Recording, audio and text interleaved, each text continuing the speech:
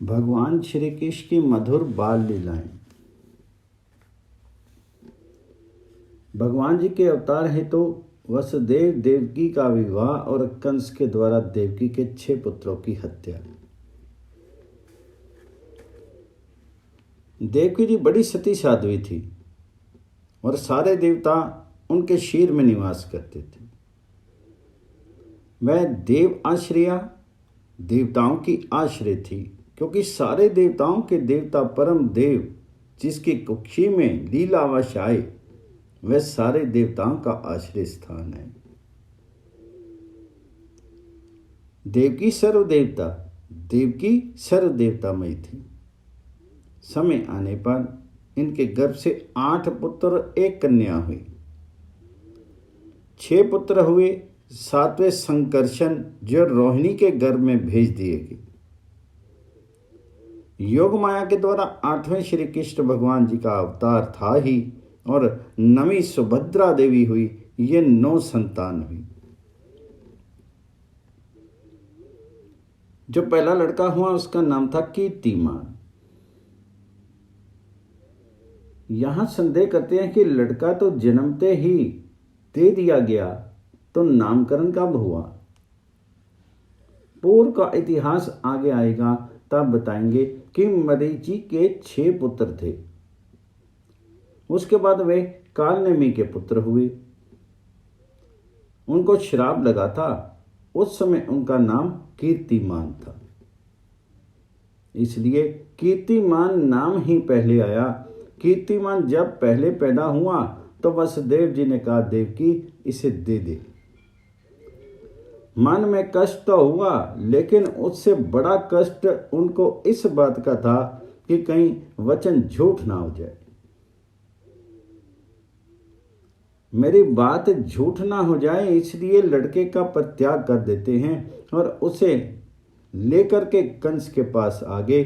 इस पर सुखदेव जी कहते हैं कि जो सत्य को पालने वाले साधु पुरुष हैं उनके लिए कौन सा ऐसा दुख है जो वे सह ना लें, और जो ज्ञानवान हैं, विद्वान हैं, उनके लिए किस बात की अपेक्षा होती है, और जो नीच पुरुष हैं वह कौन सा ऐसा बुरा कार्य है जो नहीं कर सकते। और जो घृत आत्मना हैं, जिन्होंने हृदय में भगवान जी को धारण कर रखा है, वे सर्व सहनशील होते हैं। टीकाकार ने अर्थ किया है कि घृत आत्मना का अर्थ ये नहीं कि जिसने मन का संयम कर लिया, जिसने अपने मन में भगवान जी की धारणा कर लिया है, वह घृत आत्मना है। किम दुस्सैनु साधु, साधु महात्मा जो भगवान जी के भक्त हैं उनके लिए कौन सी ऐसी चीज है जो वह सहन नहीं कर सकते, परंतु असाधु नहीं सहन कर सकते, ना ही करते हैं। असाधु का मन रहता है जगत के भोगों में के विषयों में, इसलिए कोई भी भोग से विपरीत बात जब होती है तो वे विचलित हो जाते हैं। उनका मन दहल उठता है, किसी बीज को सहन नहीं कर सकते। इस प्रकार उन्होंने बच्चों को क्यों ला करके दिया, इसका अर्थ करते हुए कहते हैं कि वसुदेव जी सत्य संध रहे। सत्य में जिनकी निष्ठा हो वह संत हैं, जिनकी निष्ठा सत्य में नहीं वह संत नहीं। संत होने के लिए, साधु होने के लिए सत्यनिष्ठ होना चाहिए। ये सत्यनिष्ठ थे। महाराज हरिश्चंद्र ने अपना सर्व त्याग किया सत्य की निष्ठा के लिए। सत्य निष्ठा के कारण इन्होंने अपने पुत्र को ला करके दे दिया। विद्वान वह है जिसके लिए नित्य और अनित्य वस्तु का वास्तविक विवेक है, जो जानता है कि सत्य क्या है और असत्य क्या है। इसके अतिरिक्त अपने को विद्वान मानने वाला भी मूर्ख है। जो जगत के पदार्थों के प्रति सच्ची भावना रखे, जो विषयों में सत्यता का अनुभव करे और भावना से उदासीन हो, वह विद्वान नहीं, वह तो मूर्ख ही। विद्वान इस बात को जानते हैं कि एक भगवान के सिवाय और सब कुछ असत्य है, अनित्य है और अस्थिर है। इसलिए उनको इन विषयों का लेकर कोई चिंता नहीं होती है। ये विद्वान की परिभाषा है। केवल पढ़ा लिखा आदमी विद्वान नहीं, अपितु जो सत्य को ग्रहण करने में समर्थ हो वो विद्वान है। वसुदेव जी उस तत्व को जानते थे, इसलिए पुत्र को ले जा करके दे दिया। लेकिन कोई ये सोचे कि भाई कंस के पास बच्चे को ले जाएंगे और उसके मन में कहीं छोटे बच्चे को देख करके मोह पैदा हो जाए कि मेरा भांजा है, या उसे कोई भय भी हो जाए कि भांजे को मार देने से बड़ा पाप होगा, तो कहीं वह इसको न मारे इसलिए ले जाए। ये बात उनके मन में नहीं आई। वे जानते थे कि किम कार्या कदर्यानम, कंस के जैसा क्रूर आदमी ऐसा विचार करके छोड़ देगा सो बात नहीं है। कदर्य का अर्थ यह किया गया है कि विषय आसक्त बहिर्मुख जीव, वह विषय प्राप्ति के लिए, भोग प्राप्ति के लिए कोई ऐसा कार्य नहीं सकता, दूसरे का कितना भी अनिष्ट हो जाए और चाहे घर का प्यारे से प्यारा आदमी मारा जाए, उसको दुख हो जाए, वह क्लेश सहले, पर अपने स्वार्थ के लिए विषय आसक्त ज्ञानी जीव जो भगवान से विमुख है, वह कोई काम ऐसा जो नहीं कर सकता। वह किसी भी कार्य को अकार्य मानता ही नहीं, बस उसका स्वार्थ साधन होना चाहिए, अपना काम बनना चाहिए, फिर वह चाहे जैसा भी काम हो। ये चोरी, जारी, हिंसा, खून इत्यादि जो होते हैं, जिसमें दूसरे का अनिष्ट होता है, अपना तो होता ही है, इसलिए कहते हैं आदमी की वे भगवत विमुख हैं और विषय आसक्त हैं। विषयों की आसक्ति से ये अंधे हो जाते हैं, इनका विवेक नष्ट हो जाता है। इसलिए कदर्य लोग कोई भी कार्य करने को तैयार हो जाते हैं। कंस उसको नहीं मारेगा ये बात नहीं, लेकिन ये साधु थे इसलिए लेके। जो स्वार्थ लोलुप होते हैं, जो अपने लिए ही चाहते हैं, सब कुछ कर सकते हैं। पुनः प्रश्न उठता है कि वसुदेव जी ले क्यों गए? सन्यासी हो जाते पहले ही, ऐसी प्रतिज्ञा तो गृहस्थ में ही थी।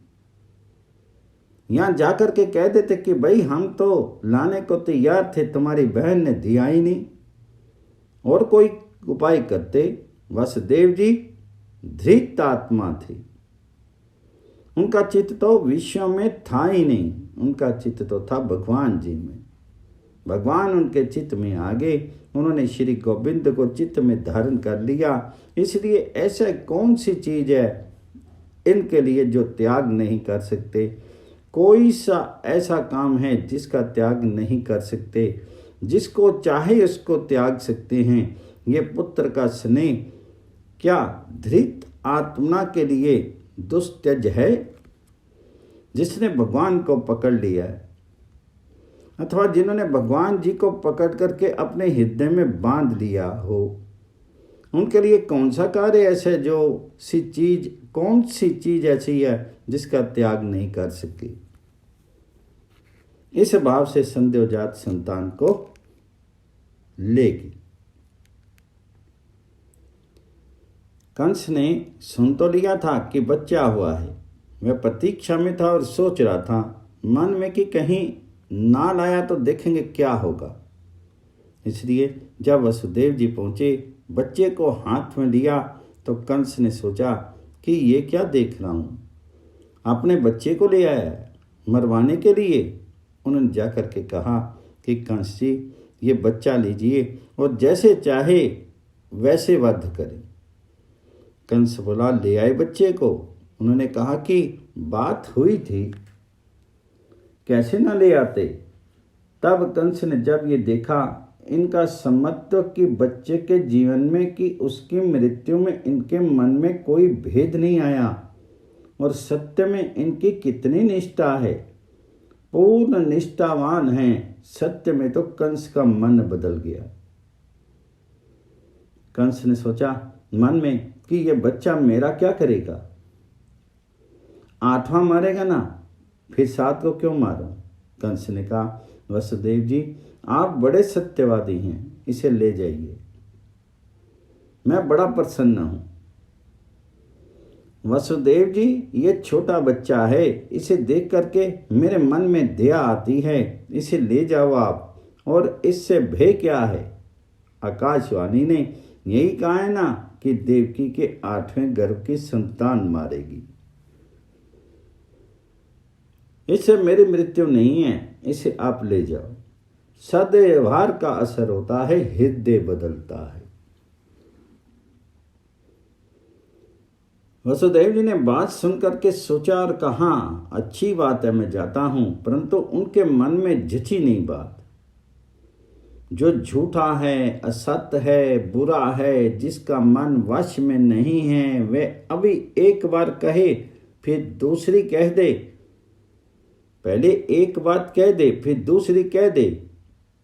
वसुदेव जी लौट तो आए, परंतु उनको पता था कि कंस बड़ा दुष्ट है और उसका मन बदलने वाला है। उसने मन पर विजय नहीं पाई, इसलिए वह किसी भी क्षण बदल सकता है।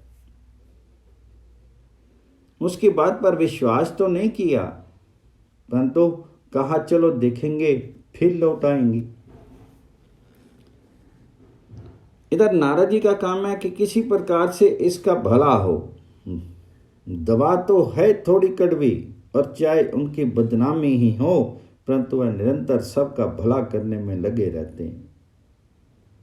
जहां कहीं भी हुआ उनको भला करना है। ये मरीचि पुत्र तो 6 हैं, उनका उद्धार करना है जल्दी से जल्दी। और ये कंस का जो बढ़ता हुआ पाप है, इससे जगत को बचाना है और कंस का भी उद्धार कराना है। नारद जी ने सोचा कि ये तो मरने वाले हैं, परंतु ये नहीं मारेगा तो बात बनेगी नहीं। नारद जी सोच विचार करके कंस के पास चले आए। नारद जी ने आकर के कहा देखो कंस, क्या कह रहे हो।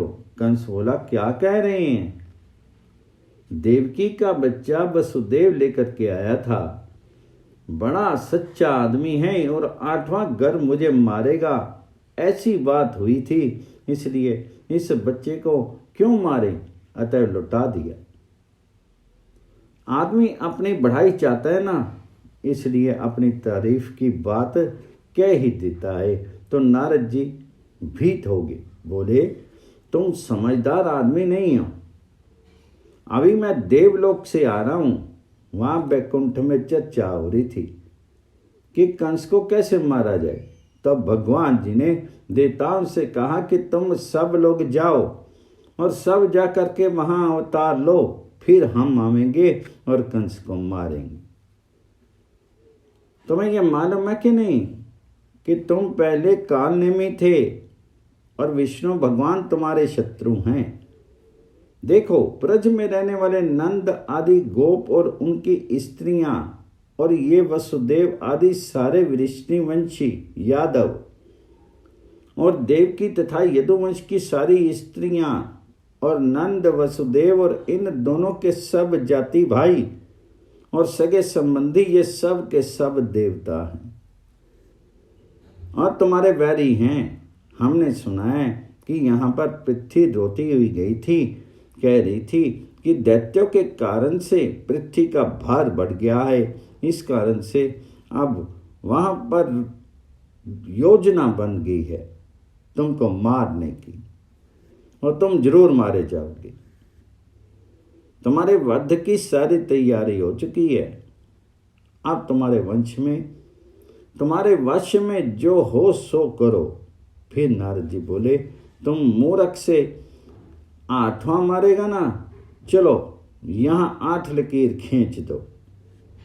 आप दूसरे से गिनो तो कौन सा 8वां होगा, तीसरे से गिनो तो कौन सा 8वां होगा। जहां से गुरु शुरू करोगे वही 8वां। इसलिए नाम मालूम, पहला 8वां की दूसरा 8वां की तीसरा 8वां। तुम संपूर्ण कर रहे हो। ये सब के सब तुम्हारे बैरी हैं। ये वृष्णि वंश की स्त्रियां, नंद की गोकुल की सारी स्त्रियां, सारे पुरुष और सारे बच्चे ये तुम्हारे बैरी हैं। इतना कहकर के बोले हम तो अब जाते हैं। नारद जी ने अपना काम कर दिया। अब कंस ने सोचा बड़ी गलती हुई। नारद ठीक कहते हैं, ये सभी 8वें हो जाएंगे और मुझे कौन मारेगा क्या पता।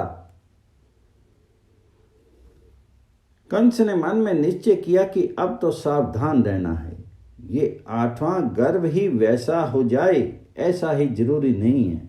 ये सारे के सारे मेरे वैरी ही बैठे हैं। मैं तो वैरियों के बीच बैठ गया। ये घर वाले सब वैरी और गोकुल वाले सब वैरी। कंस ने रक्षों से कहा, अभी जाओ और वसुदेव देवकी को जेल में डाल दो और हथकड़ी बेड़ी पहना दो, जिससे भाग न जाएं। तो उग्रसेन को भी कैद में डाल दो। बाप है तो क्या हुआ, है तो इन्हीं में से ना। फिर कहाँ जितने बड़े बड़े यादव हैं सबको पकड़ो। इस प्रकार से इसने सबको जेल में डाल दिया और जो जो वसुदेव देवकी के पुत्र होते गए उसने सबको मार डाला। भगवान अजन्मा है, पर इनके मन में आया कि ये जन्मता है, ये जन्मना है। यदि बालक सब में भगवान रहेंगे तो मार डालेंगे, इसलिए जन्म होते ही मारो। सुखदेव जी महाराज एक चीज बताते हैं कि जो स्वार्थी होते हैं वे लोग ना तो माँ बाप देखते हैं, ना भाई बंधु देखते हैं और ना सगे संबंधी हितैषी मित्र ही देखते हैं। वे अपने स्वार्थ के लिए किसी की भी हत्या करने में, किसी का भी अहित करने में हिचकिचाते नहीं हैं। प्राय पृथ्वी लोक में ये देखा जाता है कि जहां मन में लोभ पैदा हो गया और जहां केवल अपने ही प्राणों के लिए चिंता रहती है कि हम भोगेंगे और सारे के सारे मरे तो मर जाए, इस प्रकार की वृत्ति जब मन में पैदा होती है तब ये लोभी राजा, माता पिता, भाई बंधु, सगे संबंधी किसी की भी हत्या करने में नहीं हिचकते। कंस पहले कालनेमी असुर था और भगवान विष्णु ने उसे मारा था। कालनेमी हिरण्याक्ष का पुत्र था। इससे उसने सारे यदुवंश के साथ ही वैर बांध लिया। उग्रसेन बहुत बलवान थे। यदु और भोज तथा अंधक वंश के अधिनायक थे। कंस ने उनको भी कैद में डाल दिया और स्वयं राजगद्दी पर बैठ गया। इस प्रकार हलचल मचा करके और राजा बन करके शासन करने लगा। बोलो बाल कृष्ण भगवान जी की जय। हम भगवान की इच्छा से अपने कर्मों के अनुसार चाहे जिस योनि में जन्म लें, वहाँ शुभ आचरण करें, दान करें, उसका फल यही पावें कि भगवान श्री कृष्ण के चरणों में हमारी प्रीति उत्तरोत्तर बढ़ती रहे। बोलो कृष्ण भगवान जी की जय।